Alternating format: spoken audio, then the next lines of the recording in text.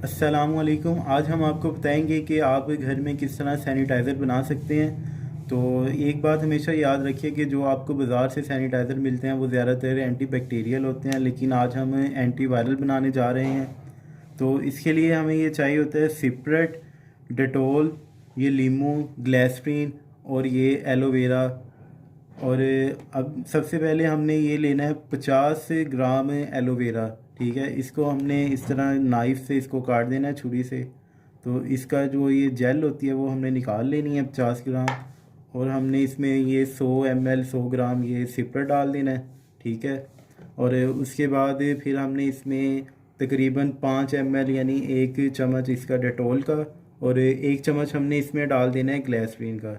ठीक है, और इसमें हमने 2 लीमू डाल देना है।